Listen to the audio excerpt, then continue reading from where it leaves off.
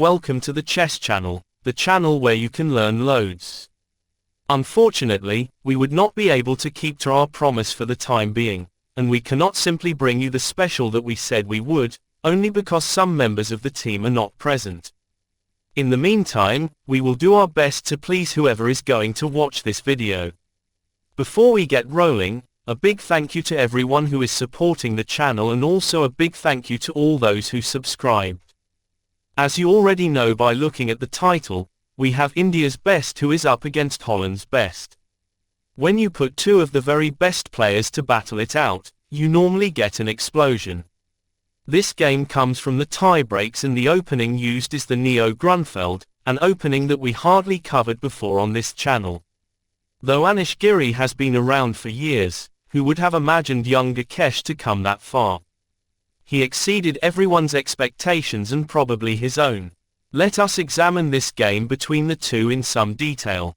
Using the normal chessboard that we used for the last few videos, Gukesh this side started up the game with this move. Gukesh undoubtedly responds with this knight entry into the 6th, and with Gukesh here opting for a mirror image approach to the game, Gukesh and Giri brings up this move. It's a perfectly symmetrical game, but how far is this going to go? Gukesh can basically go for any move he likes. There is this push into c4, there is knight c3, which is often reserved after the pawn on c2 makes his way into the game. There is this bishop move into f4, which is not really Gukesh's type of play, and there is a subtle push into e3. Gukesh went for none of the moves we mentioned. He opted for this opening on the king side, and as soon as Gukesh and Giri saw this move, he too copied it over. With the bishop now finding the diagonal, you guessed it right. Gukesh too copies over this move. Gukesh decides to get his king to safety, and with Gukesh doing exactly the same thing, how is the symmetry going to last? Any ideas what Gukesh does here? Well, remember that c4 push? This was the moment for Gukesh to bring it up. No need to say how Giri reacts. He too kept the perfect symmetry on the board by mimicking this move. Normally, you would take on d5, and when the pawn is captured using the pawn, this knight on c3 can be introduced into the game, and Giri would have the option to either replicate the same move, introduce his queenside bishop into this outpost on f5, and if he wants to go a bit wild, there is nothing wrong to go for this knight move into the center of the board. Do we build from this point on? Why not? If knight e4 is materialized, what does this knight jump into the 5th do? If you don't like the knight on e5, should you chase after him in this way? Though the knight can back off, you can also bypass this move. Should you take the knight off first? Upon capturing this bishop, do not move the knight, but you may be looking at some other move that is way too offensive in nature. Any ideas, anyone? It's this queen check from b3. What does this move actually do? Well, if you go for this king move to the edge, when this check materializes, the rook would need to be surrendered, and all you have for change is this knight on f7. You may want to ask why. The answer is simple. If you do not capture the knight, you will pay the ultimate price. By bringing the king back and into g8, this check here is going to hurt. King back to the corner, and this is something we covered 3 videos back when we looked at the legendary Paul Morphy. If you watched that video, with the hint we provided, you should have no doubts as to what you need to do. If you have not watched that video, and it is likely the case you did not, we can offer the link so that you can tap in. That link is now available on the top right of your screen. These are one of the most beautiful checkmates that exist, but can you see it? It's the queen sacrifice by actually picking up nothing in return but the game. As soon as the queen is handed over, this is what you are looking to accomplish, and what a better and more hurtful way to finish off your opponent. This was one variation of many to look at, because it is always spectacular to be able to witness this type of finish. Coming back to the game, and we are at only on move 6, this is how Gukesh plays it. It is not something you expect to see, but it is still playable. Giri's response. It was this very excellent bishop move, and though it is unlikely Giri is willing to trade his bishop to the knight, let's wait and see the purpose of this bishop move. Gukesh didn't worry for a second this bishop was after the knight, because if he would have moved this knight out of the first. What Gukesh did here was to go for this move, and we were just talking about this situation in our last video when each bishop occupied the diagonal on b2 and g2. What a coincidence. This bishop move by Anish was somewhat necessary because Anish wanted to develop his queenside knight. Because getting him to find the rim was simply not an option, this knight now made his way into d7. Gukesh could have gone after the bishop in this way, but he is not going to be able to get to him. All he can force is this bishop move, and the idea is that if you even attempt to chase after the bishop in this way, once you take the knight and capture with the rook, Giri is getting what he wants really. Coming back, we saw something entirely different. No knight h4, but this push to the third instead. Dutch's best knows full well his position is a bit crumbed. His pieces are by no means very well developed, but how can he make any progress? He waited actually for Gukesh to do something. How do we know this? Is because how Giri decided to play it. This is what he went for, and how passive is this push to the sixth? This is not actually true. It was not a move to the sixth but to the fifth instead. This was what Anish Giri played and not a6. With Gukesh getting his knight into c3, Giri is no rookie. He decided to jump his own knight into e4, to challenge the knight, and once the knights are traded, Giri is most likely to do what he does best. Hold to a draw and look forward to the next game when he assumes this side of the board. Against all odds, Gukesh was not going to allow the trade, or at least he was not going to initiate it. What he did instead, he repositioned the queen here.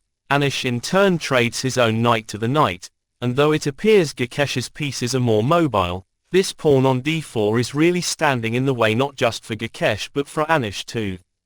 With a bishop on f5 doing very little, Giri decided to approach the game in this way, and out of the blue, Gukesh comes up with a twister.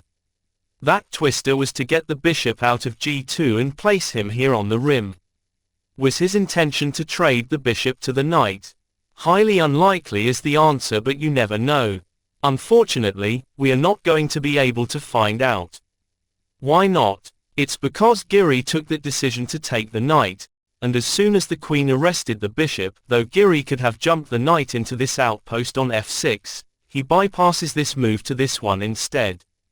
Playable, very playable, and why wouldn't this move be okay? Rook c1 by getting the rook from f1 to do this, led to this blast, and Giri is going to break through. This move actually was ideal in a way because it neutralizes the bishop on h3. With the bishop now offside, without any delays, Gukesh got him to return to the first, and with Giri now getting his knight to find this outpost, his next stop indubitably has to be this excellent spot on e4. Once the knight parks here, there is nothing going to touch him. So this was not a question of if but when. Gukesh knew this, and he also knew there was nothing he could do unless he tries something like bishop d3. No way was he going to do this. What he did instead, was to push along with this pawn. Giri without hesitation gets rid of this pawn, and with the bishop also taking, what is the score? The position looks pretty much balanced, but is it really? Who has the upper hand if there is one? Check this out. We can see what Giri wants to do next, can we not? His rook was in danger, but was he willing to accept the exchange, and if so, to what end? He was not, as Giri moved this rook to the 7th. Gukesh, just like Giri, may be wanting an open position as opposed to a closed one, but this is the creation of their efforts and they have to do away with what they have. Though Gukesh expected this knight to find the 4th, Giri surprises him with an alternative response. This is what he does, but to what purpose? Is this an effort to try and open up the kingside? Is it to try and go after the queen? Is it both, or is it neither? With all the tension in the center, Gukesh finally engages in this way, Anish decides to capture in this way, and definitely, with the open file now, things are likely to speed up. Gukesh decided to advance this pawn, and probably he too wants to start opening up the board. His follow-up move confirmed this suspicion. Having chosen to push on, Anish does exactly the same with his own pawn, but exactly on the other side of the board. Queen e2 resulted to this king move by Anish, and though we are not able to explain it, we are sure some critics might. What is the king doing on h7 and why did Giri go for this move? Giri, if anything, needs to win this game for many reasons. Not only Gukesh has twice as many wins as Giri has when it comes to their personal score, but given Giri has a reputation to protect, how much of being on home soil really helps? Up until this point, Giri has managed to beat Gukesh only on 2 occasions, but there is something else we may want to be aware of. Did you know, Giri has never managed to beat Gukesh with the black pieces, and is history going to repeat itself? This question will be answered soon. And before we move on, a word on this opening we saw.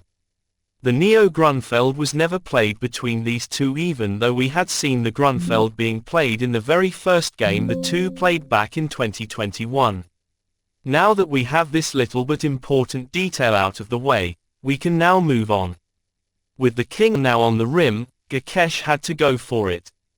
He advanced this pawn on the queen side, and with Giri taking, this pawn also fell. Do you capture the rook or not? Giri did not see fit to trade here, but what did he do? One move to go for would be this rook response to attack the bishop. This attack, however, might backfire because there are strong alternative attacks. One is this possible rook attack on the queen, but do not get all that excited if you go for this hasty offensive. Rather than this rook move, you might have something that bit stronger. What if you were to attack the queen using the bishop? Queen e8, for example, can lead to the removal of the rook, and as soon as Giri captures, how would you save the bishop? Has anyone looked at this queen move into the rim? If you take, and take, should you opt for this move to pick up one of the bishops, Gukesh is most likely to welcome this offensive. Why? It's because it looks like a blank. After you respond in this way, how on earth do you protect this pawn on e6? If you try this push, take the pawn, capture here on the third, and as soon as you capture two, this would be an uphill struggle for Giri to overcome.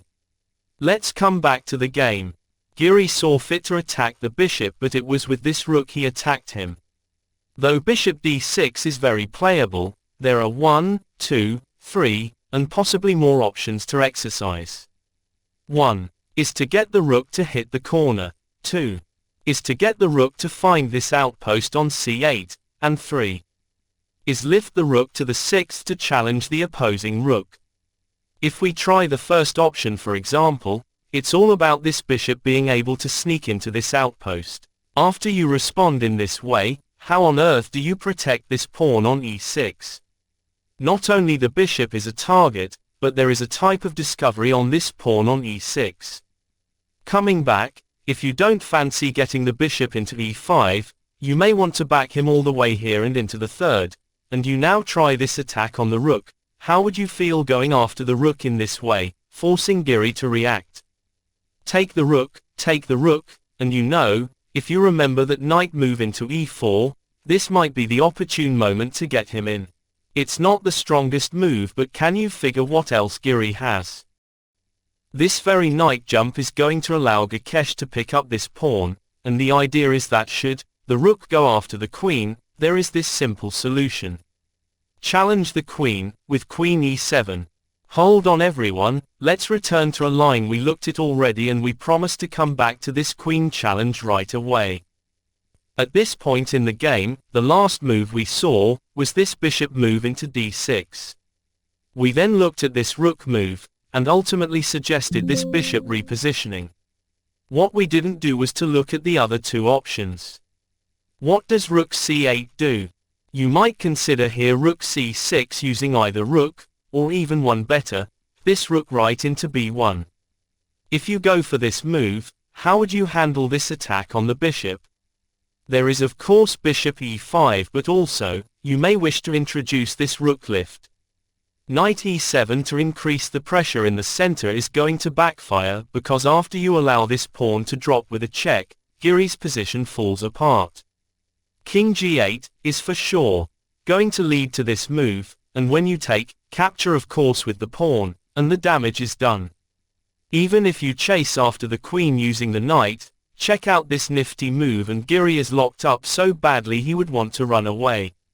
Rook c1 to look at one possible suggestion, just to keep this bishop on f1 locked in, is not going to do much.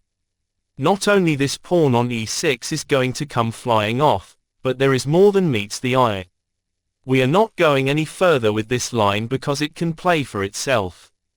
Let's come back to look at the third line of play.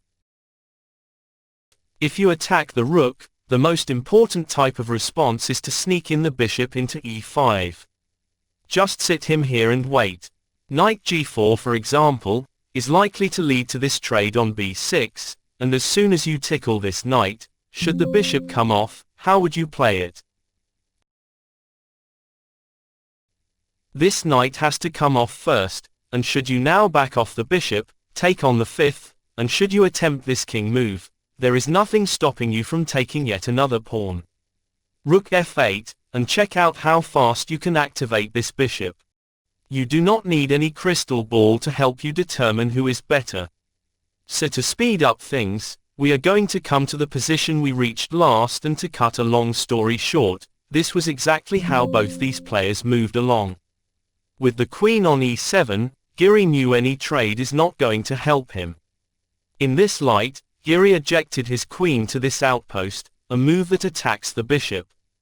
But is this a real type of attack or just a bit of sand in the wind? Without hesitation, Gukesh used the queen to attack the opposing queen, and Giri is as sharp as ever. This was the move he initiated, and ultimately is looking to create havoc. If you allow the taking on f2, Giri would be guaranteed a certain draw through a perpetual, but if you play it wrong, you will even lose this game. Gukesh came up with the only move that saves the day, a move that stops the taking on f2. From here things were going pretty fast. Anish went for this blast, and this move in itself was in a way self-destructive, but Gukesh appears not to have spotted this gap. Can you see it? This is the move that was missed or overlooked. Rook g6 is now forced, but there are consequences. Take here, take on f4, and once this queen move appears, rest assured, there is no coming back. If you advance the king to save the pawn and also get the king to come out of any unpleasant pins, will lead to this pawn to come off, and with the king bouncing back, create this pin, and let's see what king h6 does. Come back with a check, return the king to the 7th, and now this queen move. King h6 once again, get the bishop to become active. And should you now back off the knight to this outpost on f6, this move speaks volumes. Knight e4, take the knight, take the bishop, and when this pawn falls, queen e6 does absolutely nothing. Right after this check, and king h7, back off the queen, attack the rook in this way, but once you return the rook here, we know what king g8 will do. Coming back to the game as it was played, we know there was no rook lift to the 7th. Gukesh opted for this bishop attack, and out of nowhere, this is how Giri reacts. This had to be yet another big move going south. Gukesh grabbed the knight, and with takes, and takes, this pawn on the 3rd was taken. We then saw the capture in this way, and with Anish trying this queen move, just to probably stop the pawn from advancing, this is how Gukesh plays it. Queen d1 keeping this bishop on e1 locked in, resulted to the rook to return to the 4th, and Giri here didn't really know how to make ends meet. In the end, he found this queen move, but Gukesh didn't really mind. He was confident he was going to get there and decided the following. The queen was traded in, the rook arrests the queen, and with the double attack on the pawn, there was one move and move alone that made all the difference. This was the move Gukesh rolled out, and it was lights out. Giri obviously resigned. What if he tried this push to the 4th? After king g2 takes, and takes with the bishop, the idea is clear. One of these two pawns will find the other side of the board and that would be it. And this was another successful Indian story with Gukesh taking full control of this so important tiebreaker. If anyone knows how strong Gukesh is, it has to be Giri himself.